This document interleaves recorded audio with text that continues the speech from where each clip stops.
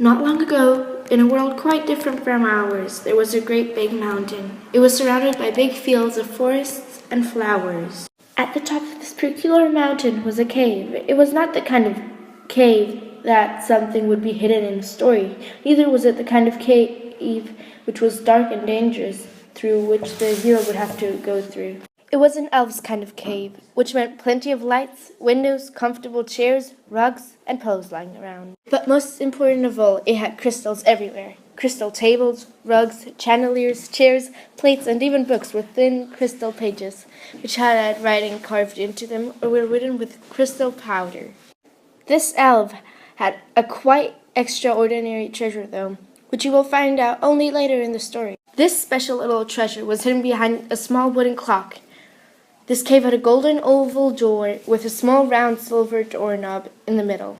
In the middle of the doorknob was a tiny bronze doorbell.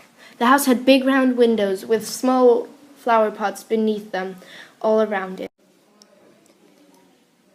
In its backyard there was a little garden filled with magical flowers. In the middle of the garden there was a small pond in which colorful and shimmering little mermaids were jumping through the air from time to time. All around the pond, crystal flowers were shimmering in the light of the rising sun. There was a rustling in the big oak tree, and a tiny chipmunk jumped out and started running towards the house. It had a small furry coat, and it was brown all over. It was tiny and wore even tinier shoes. The chipmunk held a tiny TV in his hand. Its shoes made it run so fast that it tripped over one of the stems of the crystal flowers, snapping it instantly and causing him to fall face first into the pond. Squirming, he tried to climb out of the pond by holding onto the stems of the flowers with one hand, clearly not willing to let go of his TV, but they were too slippery to give him any hold. Growing desperate, he slashed at the stems, ripping off huge chunks. He felt something grab him and relaxed when he saw the silver ring on the fingers that were holding him. Seriously, Nico? This is the third time in a week that you ruined one of my flowers.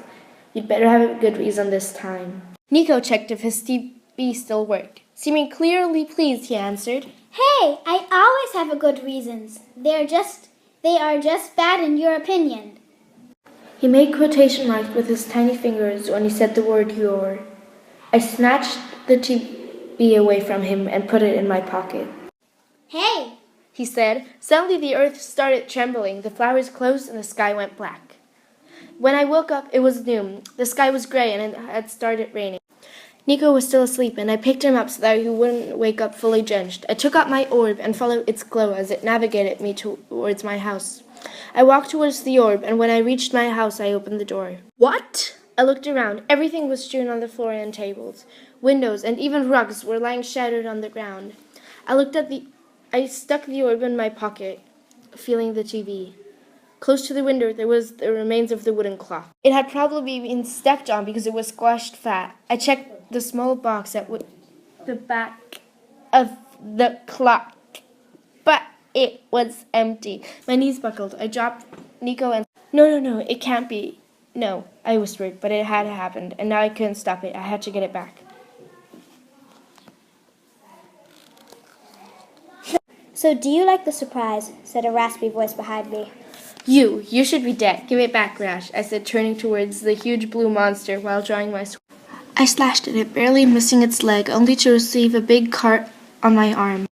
It wasn't very deep, but it still hurt pretty badly. I thought you would have gotten better, it said. Why are you doing this? Who's your boss? I said. You will meet her soon enough. It snapped its fingers, and a crack opened in the middle of my house, and I fell straight down. It seemed to take forever, and when I finally hit the ground, I landed in a round cave. It was dimly lit by some stones hanging off the ceiling. I looked around. It had a small spring of water on one side of the cave, and the walls were made of shimmering rainbow crystals. The other side was a big metal door. Didn't you learn? I thought, smiling to myself. Seriously, who built this stupid place? I sat down on a rock and thought through my options. 1. Explode the walls, but then I might accidentally explode myself and Gresh would hear me.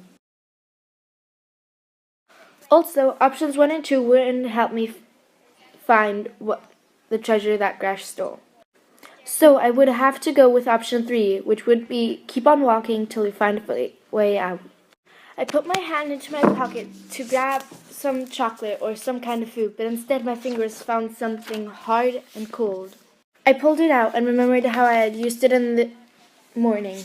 The orb's metal surface shone in the dimly lit passage. Take me to where it is hidden, I said, and threw it up.